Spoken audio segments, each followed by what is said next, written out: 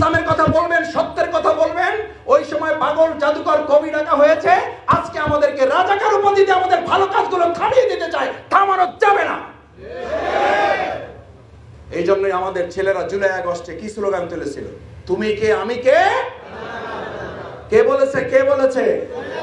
চেয়েছিলাম অধিকার, হয়ে গেলাম।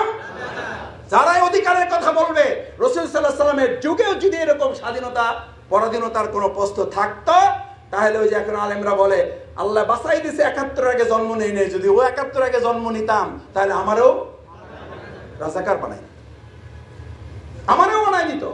তাহলে আমাদের এই গালি যখন আসে, এরা মৌলবাদী, এরা রাজাকার, এরা অমুক, এরা তমুক, তখন মন খারাপ করবেন, আলহামদুলিল্লাহ বলবেন।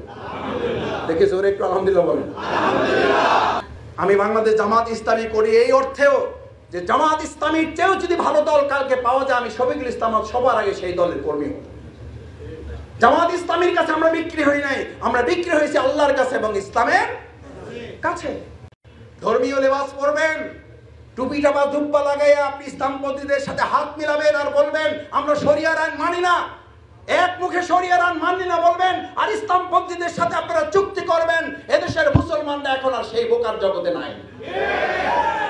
ভালো করে বুঝেন, অপেক্ষমান থাকেন। যদি পরিবর্তন হতে সক্ষম না হয়, আল্লাহ বলছেন এক হাসিনা গেছে, এক চাঁদাবাজ গেছে, এখন দখলদার গেছে, যদি পরিবর্তনের সিদ্ধান্ত না দাও, আমি আমার এমন এক জাতি গোষ্ঠী চাপিয়ে দেব যারা তোমাদেরকে আবার শাস্তির মুখে করবে। এটা আল্লাহ করতে পারেন না? পারেন না? অপরাধ কি? অপরাধ শুধু এতটুকু যে আপনি কোরআনের কিছু অংশ পছন্দ হয়েছে মানবেন, কিছু অংশ কষ্ট লাগতেছে আপনি মানবেন না। এই জন্য আল্লাহ দুনিয়ার পানিশমেন্ট, পরকালের শাস্তির কথা বলা হয় না, দুনিয়ার পানিশমেন্ট। ওয়াস্তাবদিল কওমান গায়রুকুম ওয়ালা তাদুররুহু শাইআ, আবার আরেক শেখ হাসিনা আপনার উপরে চাপিয়ে দেওয়া হবে, আরেক চাঁদাবাজ আমাদের উপরে চাপিয়ে হবে। আমি লক্ষ্য করছি আল্লাহর সেই বিধানের দিকে আবার আমরা ধাবিত হচ্ছি। এই যদি পরিবর্তন আমরা না নিয়ে আসতে পারি, তাহলে আমরা ওমরের মতো শাসক। আসসালামু আলাইকুম রহমতুল্লাহ। সুপ্রিয় দর্শক, গত 15 বছর ধরে হাসিনা নামক ফেরাউনের শাসন আমলে আমরা কোনো কথা বলতে পারিনি, প্রতিবাদ করতে পারিনি, স্বাধীনভাবে চলাফেরা করতে পারিনি। কিন্তু আল্লাহর রহমতে 5 আগস্টে গণ অভ্যুত্থানের পর হাসিনা সরকার পালিয়ে গেছে, আল্লাহ তাআলা আমাদেরকে বিজয় দান করেছে, মুক্তি দিয়েছেন। কিন্তু এরপর আমরা কি দেখলাম যে একটা দল চাঁদাবাজি, লুটতরাজ, দখলবাজি এগুলো করে বেড়াচ্ছে এবং ইউনূস সরকারকে বিভ্রান্ত করার জন্য চেষ্টা করতেছে। ইউনূস সরকার যে এত কষ্ট করে এই দেশটা গোছানোর চেষ্টা করতেছে এবং বাংলাদেশে যতগুলো প্রতিষ্ঠান আছে, যেমন নির্বাচন কমিশন থেকে শুরু করে যতগুলো প্রতিষ্ঠান, মানে পুলিশ বিভাগ থেকে শুরু করে সবগুলো প্রতিষ্ঠান ধ্বংস করে ফেলেছে হাসিনা। তো সেগুলো তো সংস্কার করতে হবে, না করলে তো সুষ্ঠু নির্বাচন হবে না। আবার ওই চোরদেরকে বসে রাখলেও গত 15 বছর ধরে যে নির্বাচন হয়নি, এখনও তাই হবে। কিন্তু আমরা দেখতে পাচ্ছি যে বাংলাদেশের একটা দল, এরা সবসময় চাঁদাবাজি, দখলদারি, মারামারি, 144 ধারা মানে এদের উপরে জারি হয়ে আছে। কেন রে ভাই? জামাত শিবিররা তো চাঁদাবাজি করে না। আপনারা দেখেছেন কোনোদিন জামাত শিবিররা 2 দলের মধ্যে কখনো সংঘর্ষ করেছে নিজেদের মধ্যে? না, কখনো করেনি। তা আপনারা করেন কেন? আপনারা তো গত 15 বছর ধরে কথাই বলতে পারেননি, ধান খেতে পাট খেতে আপনারা লুকিয়েছিলেন। তো এখন এসে আপনারা এই ছাত্ররা তাদের নিজের জীবন দিয়ে দেশ স্বাধীন করে দিয়ে গেল, আর আপনারা এসে এই চাঁদাবাজি কেন করেন? কি দরকার আপনাদের চাঁদাবাজি করা? আর আমরা যদি এবারও যদি হেরে যাই, তাহলে কিন্তু ফেরাউনের চাইতে বড় শাসক আমাদের ঘাড়ে আল্লাহ চাপিয়ে দিবে। কারণ আমাদের যে স্বাধীনতাটা দিয়েছে এটা আমরা উপভোগ করতে পারলাম না আপনাদের কারণে। তো প্রিয় দর্শক, সেই কথাই ডক্টর শফিকুল ইসলাম মাসুদ ভাই বলছেন যে আমরা যদি ভালো না হই, তাহলে আমাদের কাছে আরও বড় জুলুমবাজ আল্লাহ তাআলা আমাদের ঘাড়ের উপরে চাপিয়ে দেবে। তো বেশি দেরি না করে চলুন আমরা ডক্টর শফিকুল ইসলাম মাসুদ ভাইয়ের সেই ভিডিওটা একটু দেখে আসি। আমাদের মধ্যে এরকম মানব রচিত, মানুষের তৈরি করা কিছু মতবাদের লোকেরা আছে, তারা টোটালি ইসলাম পছন্দ করে না। না করে তারা বলে কি জানেন, আপনাকে বিভ্রান্ত করার জন্য বলে যে দেখেন না, হুজুররাই এক হইতে পারে নাই, এরা যদি এক হইতে পারে তাহলে আমরা তাদের দলে যোগ দেব।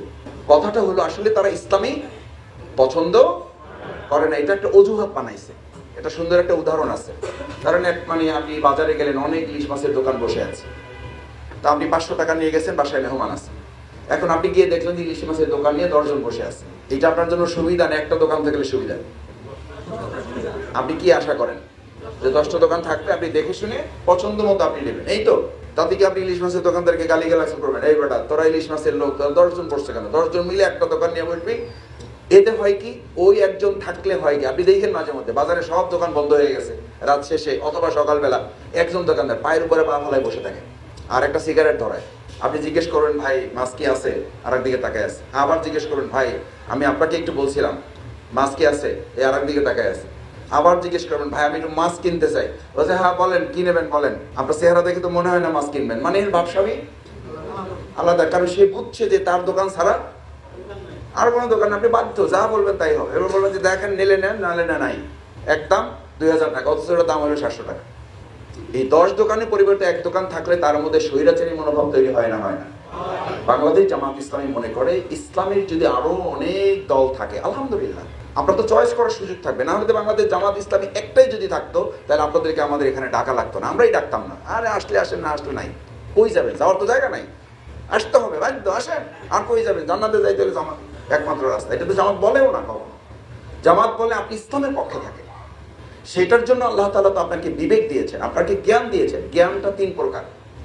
কয় প্রকার? 3 প্রকার জ্ঞান আপনাকে দেওয়া আছে। ইলমে ওহাবি, এই ওহাবি বলা হয় প্রকৃতিগত জ্ঞান। আপনাকে জন্মগতভাবেই আল্লাহ জ্ঞান দিয়েছেন, না দেন নাই? আপনি পৃথিবীতে এসেই কোনটা মা, এটার জন্য কোচিং সেন্টারে ভর্তি হয়েছেন, কে কে হাত জায়গায়?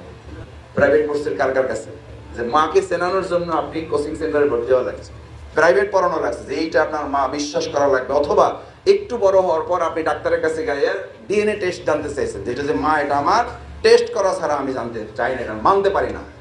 যে দিনকাল পড়ছে আমার মা আমার বাবা যদি বিশ্বাস করতে হয় তাহলে আমি কি করতে চাই? এরকম কোন সন্তান আমাদের সমাজে পাওয়া যাবে? যাবে না। এই শিক্ষা কোথায় পেয়েছেন? এই জ্ঞান আপনাকে কে দিয়েছে? মাকে মা ডাকতে হবে, ও খালাকে মা ডাইকে পড়ছে, এরকম কোন ঘটনা পৃথিবীতে আছে যে ভুলে সে খালাকে মা ডাকছে, চাচারে বাবা ডাকছে, দাদারে নানা ডাকছে, নানারে খালা ডাকছে? আপনি শিখাইয়ে ট্রাই করে দেখেন, আপনি টিউটর রাখেন, প্রাইভেট শিক্ষক রাখেন, যে এইটা তোমার দাদা, এখন থেকে এটারে নানা ডাকবা, ঠিক আছে বুঝো, কিন্তু আপনি তারে 3 বছর ধরে চেষ্টা করেন, লাভ হবে। এটার নাম ইলমে।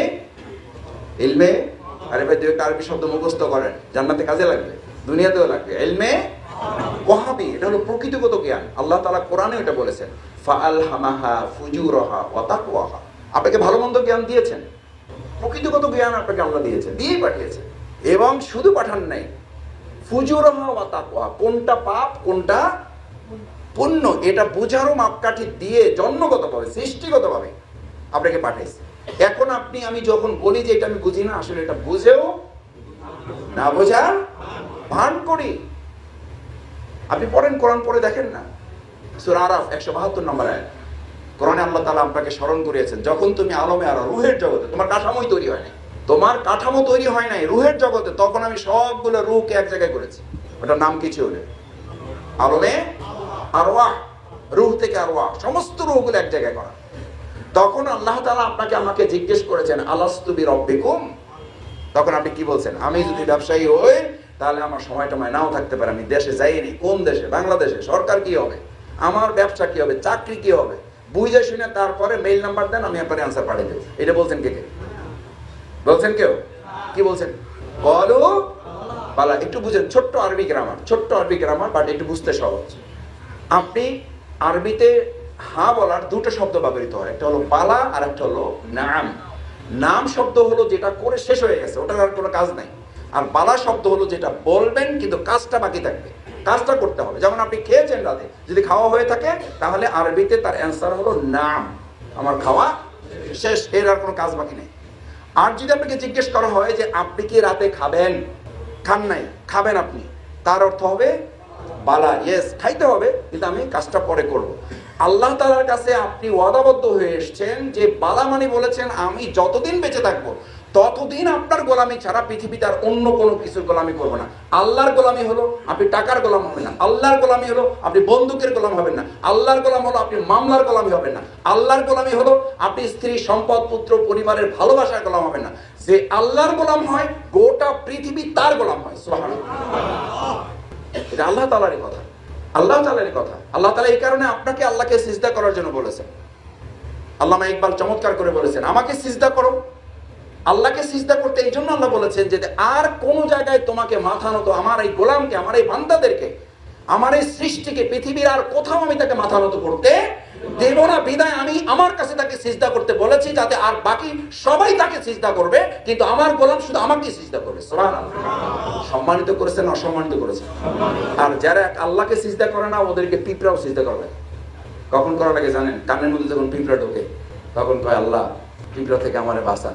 তখন আল্লাহকে জ্ঞান, তোর এত শক্তি, এক পিঁপড়ার কাছে দিলে ধরা খাই বসে আসতো, ডাক্তাররাও কিছু করতে পারে না। ওই আমরা কানের মধ্যে এমন ঢুকছে, তো কিছু লাইন একটু বাইর করা যাচ্ছে না। এর চেয়ে সহজ উদাহরণ কি? নমরুদকে আল্লাহ তাআলা সাহায্য করছেন, গোটা একটা মশাও তো লাগে না। সুস্থ মশা না অসুস্থ? সুস্থ না ল্যাংড়া? ল্যাংড়াটা দিয়ে ওরা সাহায্য করছে। এই জন্য করছে, তুই যেহেতু খোদাগিরি দাবি করছস, তোরে আমি এমন সাহায্য করবো যে পুরো একটা সম্পূর্ণ সুস্থ মশাও কাজে লাগাবো না। কি মশা দিয়ে? ল্যাংড়াটা দিয়ে তোরে সাহায্য করবো। এই জন্য আমার মাঝে মধ্যে লোকেরা জিজ্ঞেস করে, কয় ভাই শেখ হাসিনা তারাইলেন, আপনারা 16 বছরের রাজনৈতিক দল পারলেন না, এই বাচ্চা ফলাফল গুলো তারাই দিলেন। আমি বললাম ঘটনা সত্য। আল্লাহ তাআলা দেখাতে চাইছে পুরো রাজনৈতিক দল দরকার নাই, ওরে আমি পোলাপান দিয়ে সরাম, ওরে আমি পোলাপান দিয়ে সরাবো। এটা ওর প্রতি আরেকটা লানত। আল্লাহ যুগে যুগে যত নমরুদ এসেছে, যত ফেরাউন এসেছে, দেখবেন আল্লাহ তাআলা এরকম লাঞ্ছনা এবং গঞ্জনার মাধ্যমে, এই বাচ্চারা তাও বলে নাই যে আপনি দেশ ত্যাগ করেন, বাচ্চারা বলছে পদত্যাগ করেন, আর ও দেশ ত্যাগ করছে। এটা আল্লাহ ফয়সালা, এটা ইলমে ওয়াহাবি। আল্লাহ জ্ঞান দিয়েছেন, আপনি বুঝতে হবে, আপনি তো বুঝেন, আপনাকে বুঝার জ্ঞান দিয়ে পাঠিয়েছেন। আন তাকুলা ইয়াউমাল কিয়ামাতি ইন্না কুন্না আন হাযা গাফিলিন। কিয়ামতের দিন যেন কেউ কথা বলতে না পারেন, জামাত ইসলামী তোমারে ডাকে নাই, অন্য দল তোমারে ডাকে নাই, আমি তো বুঝতে পারি নাই, আমার তো জ্ঞানই ছিল না। আল্লাহ তাআলা বলছেন, আমি রুহের জগতে এই শব্দ, এই প্রশ্ন, এই অজুহাত থেকে তোমাদেরকে আগেই আমি বাদ দিয়ে দিলাম, যাতে কোশ্চেন করে কেউ কিয়ামতের দিন পার পেতে না পারো। তাহলে পার পাওয়ার সুযোগ আছে ভাই? পার পাওয়ার চিন্তা করতেছেন? লাভ হবে না। পার পাওয়ার লাইনে আসতে হবে। লাইনটা কি? আল্লাহ তাআলা কোরআনে সেই কথা বলেছেন, তোমার জন্য এবার আরেকটা ইলম লাগবে, সেটা হলো ইলমে কাসাবি। ইলমে কাসাবি, এই যে আজকে আমরা যেটা আছি, এটার নাম হলো ইলমে কাসাবি, অর্জিত জ্ঞান। যে জ্ঞান আপনাকে দেওয়া হয়েছে, এটা আপনাকে আরেকটু স্মরণ করো, একটু রিমাইন্ড করো, একটু মনে করিয়ে দাও, রিমেম্বারিং, একটু স্মরণ করানো। এটা মানুষকে করতে হবে। এই দায়িত্ব দিয়েই আল্লাহ তাআলা আপনাকে আমাকে পাঠিয়েছেন। কুনতুম খায়রা উম্মাতিন উখরিজাত লিন-নাস। ইসলামপন্থী দলগুলোর দায়িত্ব এটা, আমরা আমাদের দায়িত্ব এটা পালন করছি, রাজনৈতিক কর্মসূচি না। এটা কার প্রদত্ত দায়িত্ব? আল্লাহ প্রদত্ত। একটু আগে আকিমুস সালাত, সালাতুল ইশা হয়েছে, সালাতুল ইশা করেছেন কার নির্দেশে? এখন আমরা বসেছি ওই আল্লাহরই নির্দেশ, ওয়া ইউআল্লিমুহুমুল কিতাব, তোমরা আমার কিতাব পড়ো, ওয়াল হিকমা, কোথাও আটকে যাইও না, ব্যবসার কথা বলে থেমে যাইও না, পরিবারের কথা বলে থেমে যেও না, পরিস্থিতির দোহাই দিয়ে এটা বইল না আমি পরিস্থিতির শিকার, এই কারণে পারলাম না। এটা শুধু হুজুরদের দায়িত্ব, এটা শুধু জামাতের দায়িত্ব, এটা শুধু শাসনতন্ত্রের দায়িত্ব, এটা শুধু তাবলীগদের দায়িত্ব না, বরং এই দায়িত্ব দিয়েই তোমাকে আমি প্রেরণ করেছি। হিকমার অর্থ হলো কোন জায়গায় আপনি আটকে যাবেন না, বরং পরিস্থিতির শিকার আপনি তো হবেন না, পরিস্থিতিকে আপনি স্বীকার করবেন। এটার নাম হলো ওয়ায়ুযাক্কিহিম ওয়া ইউআল্লিমুহুমুল কিতাব ওয়াল হিকমা। আপনার প্রজ্ঞা, আপনার কৌশল, আপনি ব্যবসায় যেমন কাজে লাগান, আপনার এই মেধা, আল্লাহ তাআলা আপনার এই মেধা, আপনার এই শক্তি, আপনার এই কথা বলা, আপনার এই চোখ, আপনার এই কান, এগুলো নিয়ে কোশ্চেন করা হবে। ওয়ামা আতাইতুকা কলবান তাতাফাক্কারু বিহা। ভালো করে বুঝেন। জামাত ইসলামী কেউ করেন না, কোনো অসুবিধা নেই, আপনি অন্য দল করেন, কিন্তু বুঝে করেন। আপনি যে মার্কেটে আপনি মাল কিনতে যান, প্রোডাক্ট কিনতে যান, আপনাকে তখন এই কথা বলা হয়েছে, ভাই যান নেন, না নিয়েন না, কোনো অসুবিধা নেই, কিন্তু বুঝে নেন, কাজে লাগবে কিনা। আপনারা বলেন না? বলেন না? বলেন। তাহলে দুনিয়ার একটা বিষয়ের সাথে তো পরিপূর্ণ সফলতা ব্যর্থতা নির্ভর করে না, সেটার জন্য যদি একটা ক্যাটালগ থাকে প্রত্যেকটা মালের সাথে, এমনকি এখন একটা গ্যাস লাইট, একটা মেস লাইট, এটার সাথেও একটা ক্যাটালগ থাকে না? থাকে না? একটা ক্যাটালগ থাকে। আপনার মতো এত গুরুত্বপূর্ণ মানুষ পৃথিবীতে আল্লাহ পাঠাইছেন, এটার সাথে আল্লাহ কোনো ক্যাটালগ দেন নাই? দেন নাই? এটা ভুল হয়ে গেছে, আসে নাই। এই ক্যাটালগের নাম কি? ক্যাটালগের নাম কি? এখন আপনি ধরেন ওই ক্যাটালগটা আমাকে দেওয়া হয়েছে, কোম্পানি থেকে আমি কিনে নিয়ে আসছি, মাঝখানে 2 দিন একটু ডিস্টার্ব করছে, রাস্তার কোনো এক লোককে আমি ওইটা দেখাইছি, সে বলছে যে এটা কোনো ব্যাপারই না। সে করছে কি, পুরো ইঞ্জিনটা চেঞ্জ করে তার 2 নম্বরটা বসাই দিয়েছে, কারণ সে তো ওটা লোক না, সে তো ওটা বুঝে না, সে তো ওটার স্ট্যান্ডার্ডই জানে না, 2 নম্বরটা বসাই দিয়েছে। এরপরে 3 দিন আবার নষ্ট হয়েছে, আপনি রাগ করে মনে করছেন দূর মূল কোম্পানির কাছে যাই। কোম্পানির কাছে যাওয়ার পরে সে বলছে যে ভাই মাঝখানে কই গেছিলেন? বলেন না? বলেন না? বলেন যে মাঝখানে কই গেছিলেন, কারণ আপনি তো বুঝতে পারছেন আসল জিনিসের মধ্যে নাই, এটা আউট হয়ে গেছে, এটা সরাই ফেলছে। বলছে যে ভাই হ্যাঁ মাঝখানে তো একটু গেছিলাম, আপনারা তো ক্যাটালগ দিয়েছিলাম, আপনি তো ক্যাটালগ দেখে চলার কথা, না পারলে আপনি আমাদের কাছে আসবেন, বলা আছে শোরুমে আসবেন, এখান থেকে ঠিক করে দেওয়া হবে। আপনি মাঝখানে সুবিধা পাওয়ার জন্য অথবা সময় বাঁচানোর জন্য, অথবা টাকা বাঁচাবার জন্য, অথবা কৌশল বুদ্ধি, দূর অত যাই লাভ কি, উনি যা বলছে তাই শুনতে হবে নাকি, আমার একটা বুদ্ধি শুদ্ধি আছে না, আমারও তো কিছু জ্ঞান বুদ্ধি। এই সমস্ত খাটাই দিকে আপনি মাঝখানে থার্ড পার্টির কাছে গেছেন, এরপরে আবার মূল পার্টির কাছে গেছেন। আমাদের হয়েছে কি, আল্লাহ তাআলা আপনাকে পৃথিবীতে পাঠিয়েছেন সম্মান মর্যাদার অংশ হিসাবে, আপনার জন্য একটা ক্যাটালগ দিয়েছেন, একটা গাইডলাইন দিয়েছেন, মহাগ্রন্থ আল কোরআন দিয়েছেন, এবং বলে দিয়েছেন ফামান তাবিআ হুদায়া ফালা ইয়াদিল্লু ওয়ালা ইয়াশকা, যদি আমার এই ক্যাটালগ অনুযায়ী চলো তাহলে ফালা ইয়াদিল্লু, তোমাকে পৃথিবীর কেউ পথ বিভ্রান্ত করতে পারবে না, ওয়ালা ইয়াশকা, তোমার জীবনে কেউ দুর্ভোগ নিয়ে আসতে পারবে না। সুবহানাল্লাহ। আর এখন আমাদের ভ্রান্তি এবং দুর্ভোগ আছে না নাই? কেন আছে? আমরা মাঝখানে কোন পার্টির কাছে গেছি? মাঝখানে একবার গেছি, দুইবার, তিনবার, পদে পদে যাচ্ছি। নামাজ পড়তে মসজিদে যাচ্ছি, অর্থনীতির জন্য সুদ ব্যাংকে যাচ্ছি। নামাজ পড়তে আল্লাহর কাছে গিয়ে বলছি ইয়াকা নাবুদু, তোমার গোলামি ছাড়া কারো গোলামি করি না, তোমার সাহায্য ছাড়া কারো কাছে সাহায্য চাই না। মসজিদ থেকে বের হয়ে নেতাকে পাইয়ে বলে যে নেতা একটু খেয়াল রাখেন, আপনি ঠিক থাকলে আমি ঠিক। ঈমান আছে না নাই? এটা আমার ফতোয়া না, এটা আমার ফতোয়া না। রাসূল করিম সাল্লাল্লাহু আলাইহি ওয়াসাল্লাম এই আয়াতেরই ব্যাখ্যায় হাদিস বলেছেন, ক্বালা রাসূলুল্লাহ সাল্লাল্লাহু আলাইহি ওয়াসাল্লাম হাত্তা ইযা লাম ইউকি আলিমান, একটা সময় থাকবে আলেম এবং ইলম দুটোই উঠাই নেওয়া হবে। রাসূল সাল্লাল্লাহু আলাইহি ওয়াসাল্লাম ফিউচার টেন্সে বলেছেন, এখন হবে কোন টেন্সে? কোন টেন্সে? প্রেজেন্ট টেন্সে হবে। হবে বলেছেন, আর এখন বলতে হবে হয়ে গেছে। হাত্তা ইযা লাম ইউকি আলিমান, যখন আলেম এবং ইলম দুটোর কোনোটা থাকবে না, তখন কি করবে লোকেরা? ইত্তাখাযান নাস রুউসান জুহালান, তখন লোকেরা খুবই মূর্খ টাইপের, অজ্ঞ টাইপের নেতৃত্ব তারা গ্রহণ করবে। শুধু গ্রহণ করবে না, যখন তাদেরকে এই মূর্খ এবং নেতৃত্ব তারা গ্রহণ করবে, ফাসাইলু ফাফতাউ বিগাইরি ইলম, এদের কাছে জিজ্ঞেস করবে ভাই এটা কি করা যায়, ভাই ওটা কি করা যায়, ফাফতাউ, এবং সে তার নিজের মতো ফতোয়াও দিয়ে দেবে বিগাইরি ইলম, কোনো জ্ঞান ছাড়াই। আল্লাহ রাসূল সাল্লাল্লাহু আলাইহি ওয়াসাল্লাম এই বর্ণনা দেওয়ার পর এবার রিপোর্ট পেশ করে দিয়েছেন, ফাদাল্লু ওয়া আদাল্লু, ও নিজে বিভ্রান্ত আর যাকে উত্তর দিয়েছে সে নিজেও। এই অবস্থার মধ্যে আমরা পড়বো না পড়ে গেছি? পড়ে গেছি। বাংলাদেশ জামাত ইসলামী আপনাকে ফাদাল্লু ওয়া আদাল্লু, এখান থেকে আপনাকে বাঁচার জন্য বলে যে ফাদাল্লু ওয়া আদাল্লু, এই মূর্খদের থেকে বাঁচার জন্য আপনার নিজের ইলম অর্জন করতে হবে, আপনাকে বুঝতে হবে, কারণ আল্লাহ তাআলা আপনাকে জ্ঞান দিয়ে পাঠিয়েছেন। এখন এইটাকে শানিত করার জন্য 3 নম্বর জ্ঞান হচ্ছে ইলমে ওয়াহী। ইলমে ওয়াহী তার কয়টা হলো? একটু বলেন তো একসাথে, মুখস্থ করেন না একটু। নাম্বার 1 ইলমে ওয়াহী, বলেন একটু সাথে, ইলমে ওয়াহী, ইলমে কাসাবি, ইলমে ওয়াহী। এই ইলমে ওয়াহী এবং ইলমে কাসাবি যদি ইলমে ওয়াহীর সাথে সম্পৃক্ত না হয়, তাহলে আপনার এই ইলম আপনাকে আবু জেহেল বানাবে। কি জেহেল? আবু জেহেল মানে কি? মূর্খ না, মূর্খের বাপ, মূর্খের বাপ। ও তো মূর্খের বাপ ছিল না, ওই বেটার জ্ঞান ছিল না? ছিল না। বিজ্ঞান জানতো, ভূগোল জানতো, জানতো না? আরবির সবচেয়ে বেশি পণ্ডিত ছিল সে, কিন্তু শুধু কি জানতো না? শুধু কি জানতো না? শুধু কোরআন জানতো না। এই কারণে সব জানার পরও যদি আবুল হেকাম, মূলত তার নাম ছিল বুদ্ধির বাপ, আরে ভাই তার নাম ছিল বুদ্ধির বাপ, শুধু কোরআন নাই এই জন্য হয়ে গেছে মূর্খের বাপ। আজকে যদি আপনার কাছে বিনয়ের সাথে সম্মান শ্রদ্ধা রেখে যদি বিবেকের কাছে কোশ্চেন করি, আবুল হেকাম সব জেনে কোরআন না থাকার কারণে যদি আবু জেহেল হয়, আমি শফিকুল ইসলাম সব জানি কিন্তু কোরআন জানি না, তাহলে শফিকুল ইসলাম মাসুদ না আবু জেহেল? আমার ব্যাপারে বলেন, আপনাদের ব্যাপারে তো আমি সাহস করতে পারি না, আমারটা তো অন্তত জরুরি উচ্চারণ করে বলতে পারেন। শফিকুল ইসলাম মাসুদের মধ্যে সব জ্ঞান আছে, শুধু কোরআন নাই, তাহলে শফিকুল ইসলাম মাসুদ না আবু জেহেল? মাশাআল্লাহ। এবার আপনারটা আপনি ঠিক করবেন, এবার আপনার ভাবিটা আপনি ঠিক করবেন, খালাম্মাটা আপনি ঠিক করবেন। আপনার ছেলে যাকে ডাক্তার বানাইছেন কোরআন জানে না, তার ব্যাপারটা আপনি ফয়সালা করবেন। আপনার মেয়েকে ইঞ্জিনিয়ার বানাইছেন, কোরআন জানে না, তার ব্যাপারটা আপনি ঠিক করবেন। শুধু জানার প্রশ্ন না, ওয়ামান আরাদা আন যিকরি ফাইন্না লাহু মাঈশাতান দানকা। ভাইরা, আমি তাড়াতাড়ি আসছি, এই জন্য আমি যাতে রাতে আপনাদের কষ্ট না হয় আমি ভাইদেরও বলেছি দ্রুত শেষ করবেন।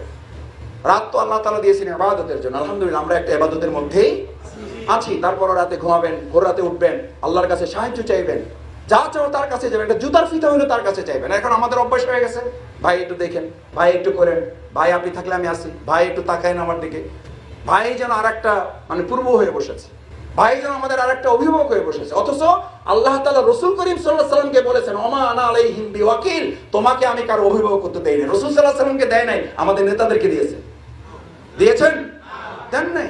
ওমান আরাদা আন যিকরি, আমার এই কোরআন, জিকির মানে কোরআন, আমার এই জিকির, আমার এই কোরআন যদি উপেক্ষা করো, শুধু পড়ার জন্য এটা পাঠানো হয় নাই, শুধু মুখস্থ করার জন্য পাঠানো হয় নাই, শুধু তেলাওয়াত করার জন্য পাঠানো হয় নাই, ওমান আরাদা, এটাকে যদি উপেক্ষা করো, মেনে না চলো, আন যিকরি, আমার এই কোরআন, ফা ইন্না লাহু মাঈশাতান দনকা, তোমার 23,000 স্কয়ার ফিট বা 2300 স্কয়ার ফিট, 3000 স্কয়ার ফিট তোমার একটা ফ্ল্যাট থাকতে পারে, আমি আল্লাহ ওই 3000 ফিট স্কয়ার ফিটের ফ্ল্যাটকে তুমি কোরআন উপেক্ষা করে তোমার পরিবার পরিচালনা করছো, আমি 3000 ফিট স্কয়ার ফিটের বাসাটাকে আমি 3 ইঞ্চিতে পরিণত করার দেওয়ার ক্ষমতা আমি আল্লাহর আছে না নাই?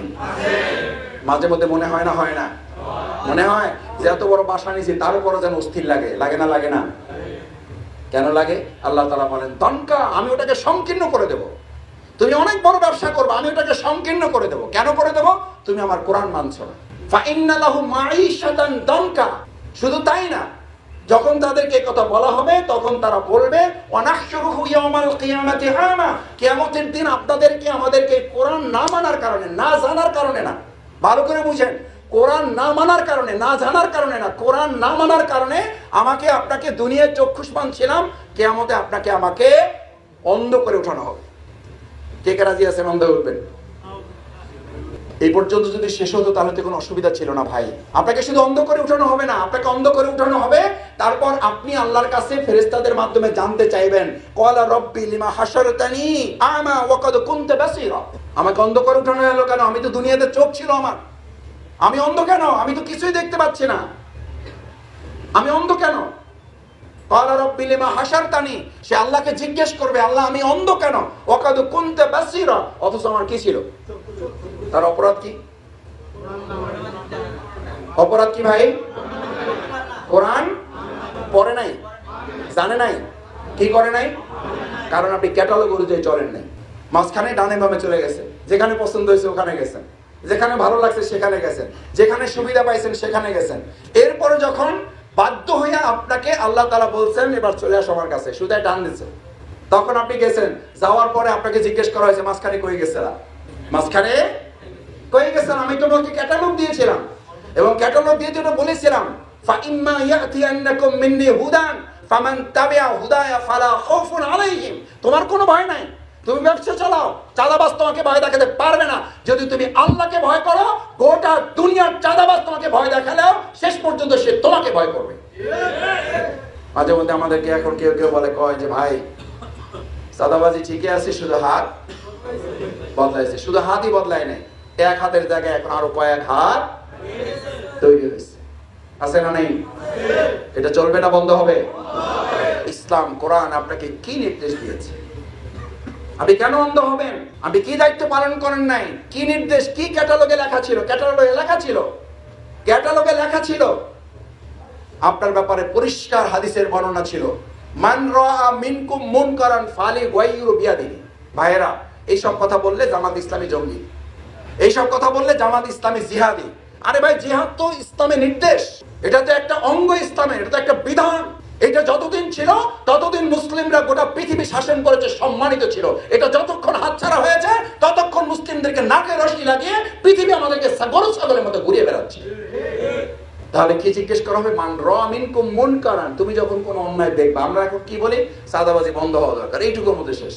কিন্তু ইসলাম বলেছে তুমি চাঁদা দেবা না। কয় যে ভাই আমি এর মধ্যে নাই, আমি চাঁদা দেই না, এইসব আমি নাই।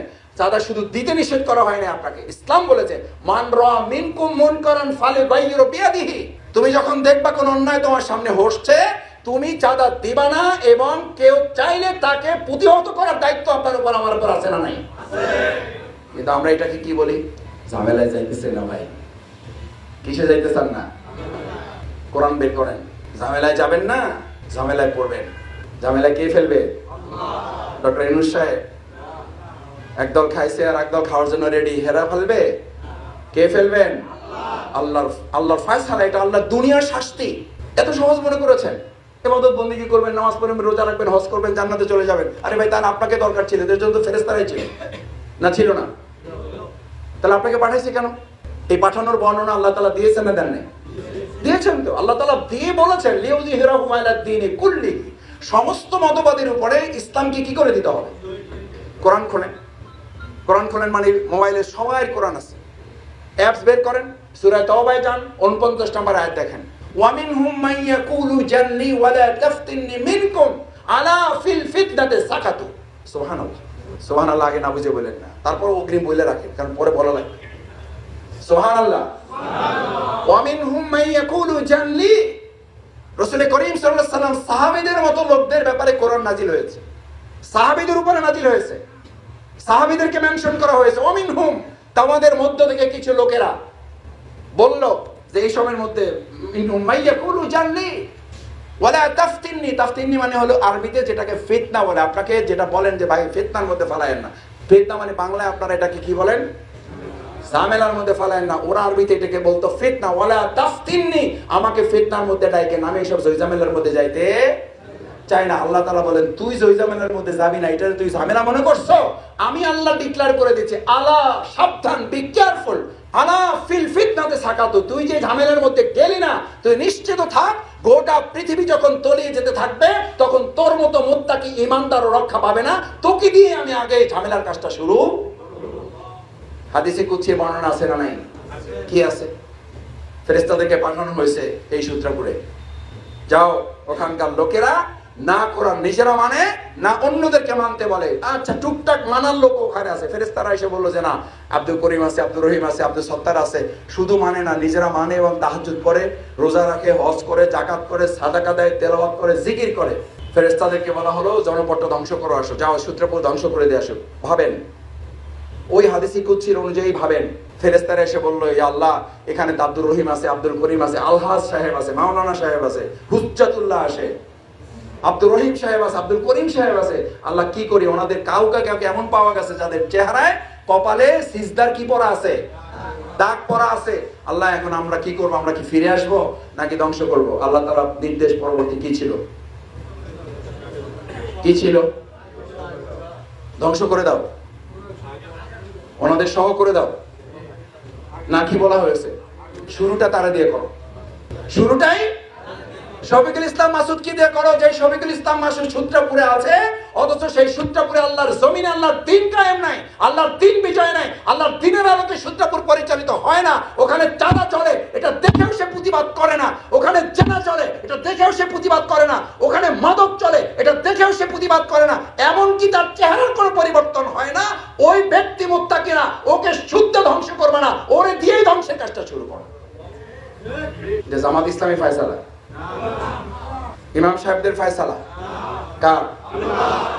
ফাইন্না লাহু মাঈশাতান দানকা ওয়া নাহশুরুহু ইয়াওমাল কিয়ামাতি আমা ওয়া কাদ কুনতা বাসীরা। আমার তো চোখ ছিল, তাহলে আমাকে অন্ধকার হলো, অন্ধকার এই কারণে আপনি দুনিয়াতে দেখেও না দেখার, সুতরাং কিয়ামতের দিন আপনাকে অন্ধ করে উঠানো হবে, আমাকে অন্ধ করে উঠানো হবে।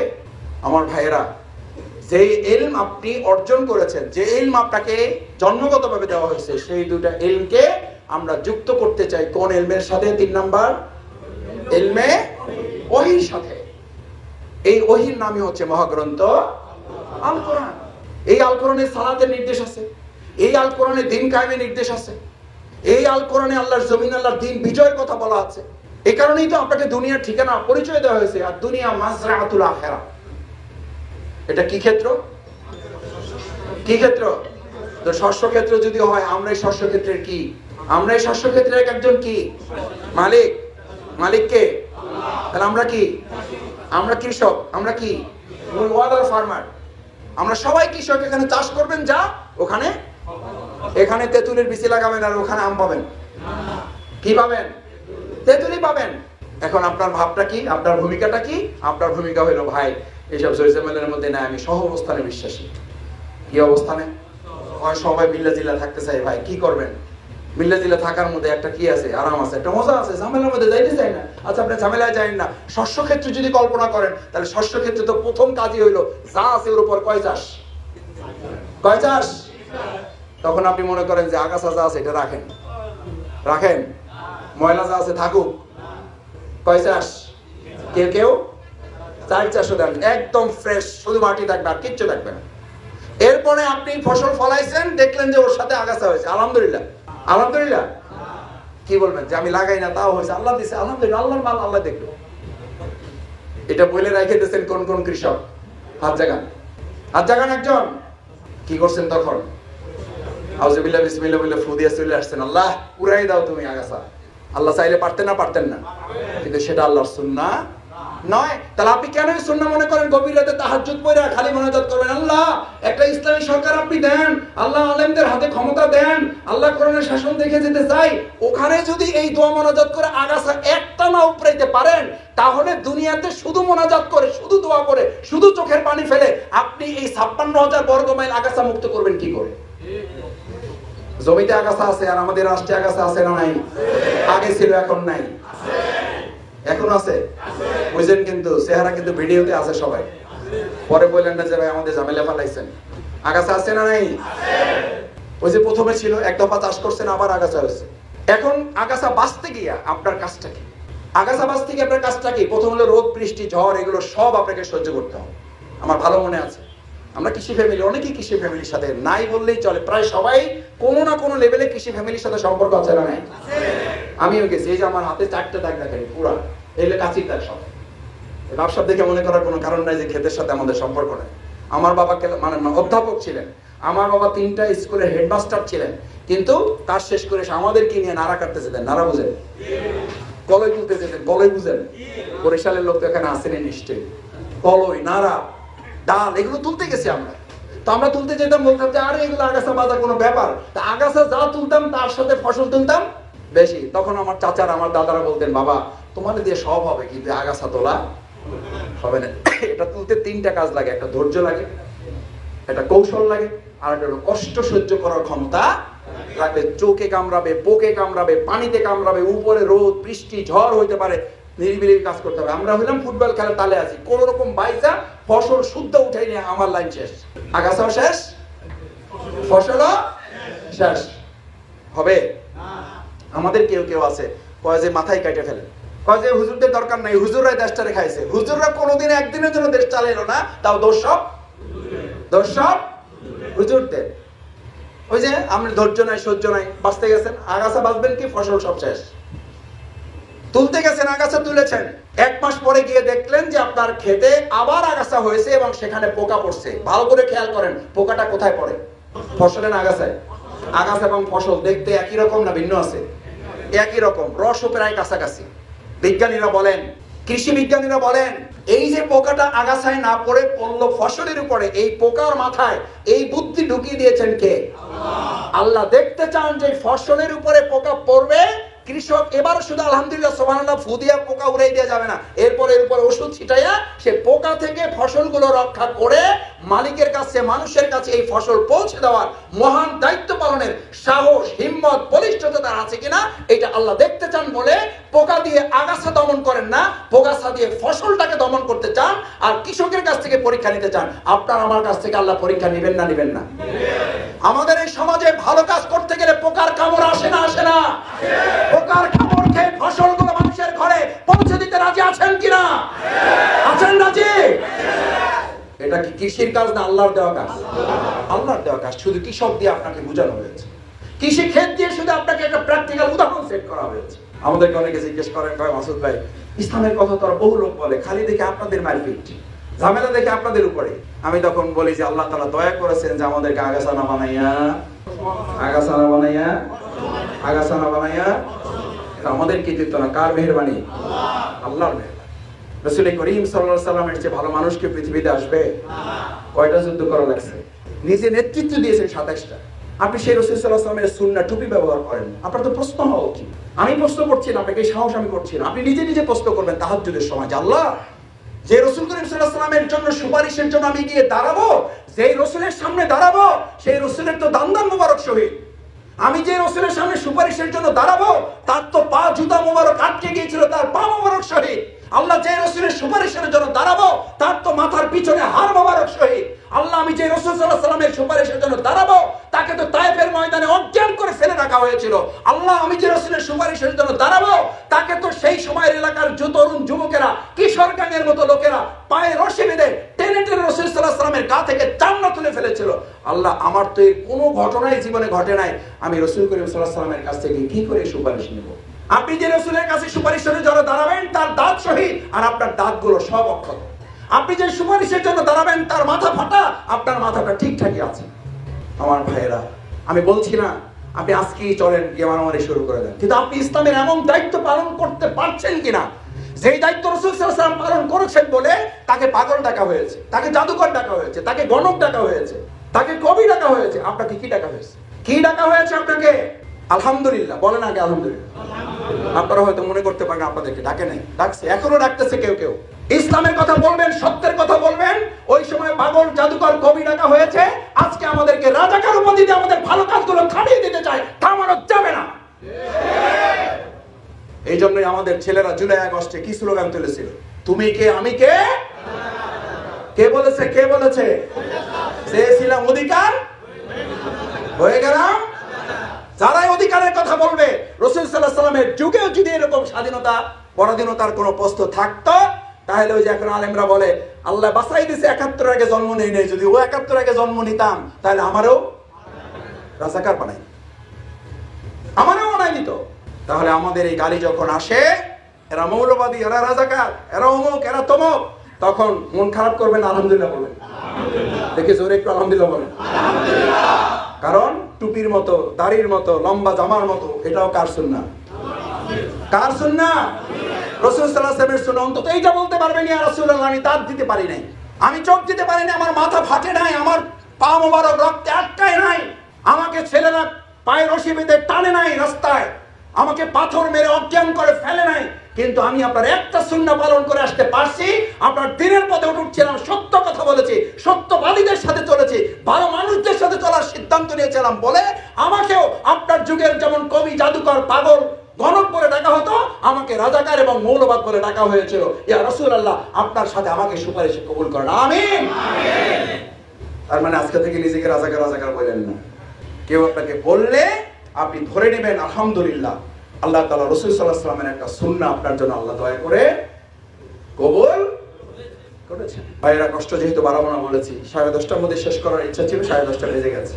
শেষ কথা, কষ্ট লাগছে? কষ্ট তো লাগবে, রাতে খাবার আছে না? জি আছে। রাতে আপনাদের সাথে একসাথে খাবো ইনশাআল্লাহ, ইনশাআল্লাহ। এত ভালো মানুষ একসাথে পেয়েছি, সত্যি ভালো লাগছে আমার। আমাকে ভাইয়েরা বারবার বলতেছিল যে ভাইয়েরা এখানকার ব্যবসায়ী, ভাইয়েরা এখানকার স্থানীয়, ভাইয়েরা বাড়িওয়ালা। আল্লাহ তাআলা আপনাদেরকে দুনিয়ায় বাড়ি দিয়েছেন, এবার জান্নাতে আপনাদেরকে বাড়িওয়ালা করুন। ভাই, আপনাদেরকে সম্মান মর্যাদা কে দিয়েছেন? আল্লাহ। অত ইজ্জু মান তাশাউ ওয়া তুযিল্লু মান তাশাউ বিয়াদিকাল খায়র, কার হাতে? আল্লাহ। আপনাদের সে বড় ব্যবসায়ীরা লঙ্গি পড়ছে না পরে নাই? তাও আবার কি নাই তাতে? এগুলো দেখবেন মনে করেছিলেন? চিন্তাও করেছিলেন? কল্পনা করেছেন? আল্লাহু আকবার। এরপর আর কি বলেন? এরপর আর কি ওয়াজ লাগে? দেখে তো শিখতে হয় আমাদের। আল্লাহ তাআলা এই জন্য বারবার বলেন, ফাসিরু ফিল আরদ, আমার জমিনকে ভালো করে পর্যবেক্ষণ করো। ফাকাইফা কানা আকিবাতুল মুকাজ্জিবিন, যারা আমার এই কোরআন, আমার এই নির্দেশকে মিথ্যা প্রমাণ করতে চেয়েছে, আমি আল্লাহ তাদের কত করুণ পরিণতি করি সেটা দেখো এবং শিক্ষা গ্রহণ করো। 2040 বছর পর্যন্ত টার্গেট দিয়েছিল, আর 40 মিনিটও তারা সময় পায় নাই। যারা এত তাহাজ্জুদের কথা বলেছে, এত কোরআন পড়ার কথা বলেছে, আমাদের ছেলে মেয়েরা আমাকে ঘুরে এসে গণভবন থেকে আফসোস করে বলছে যে মাসুদ ভাই, টার্গেট করে গেছিলাম এই আল্লাহর ওলির জায়নামাজটা পাওয়া যায় কিনা, কিন্তু দুর্ভাগ্য ওইটা খুঁজতে গিয়ে শেষ আমি কিছুই পাইলাম না।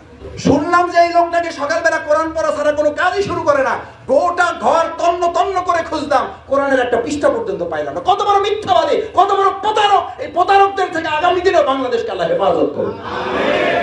আপনি প্রতারণা করবেন মানুষের সাথে, ধর্মীয় লেবাস পরবেন, টুপিটা বা জুব্বা লাগাইয়া আপনি ইসলামপন্থীদের সাথে হাত মিলাবেন আর বলবেন আমরা শরিয়ার আইন মানি না, এক মুখে শরিয়ার আইন মানি না বলবেন, আর ইসলামপন্থীদের সাথে আপনারা চুক্তি করবেন। এদেশের মুসলমানরা এখন আর সেই বোকার জগতে নাই। আমার কথায় কেউ মন খারাপ করেন না। আমি বাংলাদেশ জামাত ইসলামী করি এই অর্থেও যে জামাত ইসলামীর চেয়েও যদি ভালো দল কালকে পাওয়া যায়, আমি শফিকুল ইসলাম সবার আগে সেই দলের কর্মী। জামাত ইসলামীর কাছে আমরা বিক্রি হই নাই, আমরা বিক্রি হয়েছি আল্লাহর কাছে এবং ইসলামের কাছে। সুতরাং আমাদের কথা বলা বন্ধ করা যাবে না, আমাদের কথা বলতে হবে। আমি অনেক সময় মসজিদের বক্তৃতায় বলি, মসজিদে খুতবা দিতে তোমরাই নিয়ে যায়, হয় মাসুদ ভাই একটু আইসেন, তো যাই। এরপরে কথা যখন শুরু করি, ইমাম সাহেব পাঞ্জাবি টানে, তাদের সভাপতি ওদিকে চোখ ঘুরাইছে, আমি তো কারো চোখের দিকে তাকাই না, হেতু চোখের দিকে তাকাইছে মাসুদ ভাই কি বলে না বলে, তার উপর তো আবার চাকরি থাকতেও পারে, যাইতেও পারে। মসজিদে ঢোকার আগে আমার পরিচয় করাই দেয়, উনি হলো সভাপতি। আমি বললাম, জি মুসল্লি সাহেব কেমন আছেন? তখনই বুঝতে পারে যে মাসুদ ভাইয়ের এটিচিউড কিন্তু ভালো না। হেতে পরিচয় করেছে সভাপতি, আর আমি তারা সম্বোধন করছি কি, মুসল্লি সাহেব কেমন আছেন? মসজিদ কি সভাপতি চালায় না আল্লাহ চালায়? যেই মসজিদের সভাপতিত্ব গিরি তার হাতে এবং তার কথা ইমামের ওঠা বসা করতে হয়, ও মসজিদে নামাজ হবে না, ওই মসজিদে নামাজ হবে। কারণ ওখানে লোকেরা যত আল্লাহকে ভয় করে, তার চেয়ে ভয় করে কাকে? সভাপতিকে। এইরকম 15 বছর আমরা পার করছি না করি নাই? করছি। আল্লাহ মসজিদগুলো হেফাজত করুন। আমার কথা বলছি না নামাজ হবে না, রাসূল সাল্লাল্লাহু আলাইহি ওয়াসাল্লামের কথা শুনে রাখেন কান খুলে। মাসাজিদুহুম আমিরা, তোমাদের সূত্রপুরের মসজিদগুলো মাসাজিদ, নট মসজিদ, মাসাজিদ, it's not singular number, it's a plural number. মসজিদগুলো আমিরা, not singular number, it's a absolute plural number. আল্লাহ বলছেন, তো রাসূল সাল্লাল্লাহু আলাইহি ওয়াসাল্লাম বলছেন এই জামানার কথা, একটা জামানা আসবে মসজিদগুলো এই মুসল্লিতে পরিপূর্ণ হবে। ওয়াহিয়া খারাবু মিনাল হুদা, মুসল্লিতে পরিপূর্ণ হবে, শুধু হেদায়েতই থাকবে না। ওয়ালাইসা ফীহি মুমিন, ইমাম খতিব থেকে শুরু করে একদম রাস্তার শেষ কিনায় যে জায়নামাজও বিছাইতে পারে না, আরেকজনের জায়নামাজে ভাগে দাঁড়াইছে, ওই লোকটা পর্যন্ত ইমানদার একজন খুঁজে পাওয়া যাবে না। কার কথা? রাসূল করিম সাল্লাল্লাহু আলাইহি ওয়াসাল্লাম। সেই জামানা আসছে না আসবে? সতর্ক হবেন না হবেন না? সম্মানিত মুসলিম ইকরাম, আমার ভাইয়েরা, সেই জন্য এতগুলো ভালো মানুষকে এক জায়গায় আল্লাহ তাআলা একত্রিত করেছেন, যে সম্মান মর্যাদা আল্লাহ তাআলা আপনাকে দিয়েছেন। এই সম্মান মর্যাদা কাল কিয়ামতের দিন আপনাকে পরীক্ষার অংশ হিসেবে জিজ্ঞেস করা হবে। এই আয়াতটুকু শুনিয়ে কথা শেষ করছি। ফাআম্মাল ইনসান ইযা মাবতালাহু রাব্বুহু ফাআকরামাহু ওয়া না'আমা, তোমাকে আমি সম্মান দিয়েছি, তোমাকে আমি নিয়ামত দিয়েছি। আল্লাহ তাআলা আপনাকে সম্মানও দিয়েছেন, নিয়ামতও দিয়েছেন, রিজিক দিয়েছেন। ওই লোককে আল্লাহ রিজিক দেন, সম্মান দেন না। ওই লোককে নিয়ামত দেন, সম্মান দেন, নিয়ামত দেন না, রিজিক দেন না। আল্লাহ আপনাকে রিজিকও দিয়েছেন, আল্লাহ আপনাকে সম্মানও দিয়েছেন। কি জন্য দিয়েছেন? মাবতালাহু, কিসের জন্য?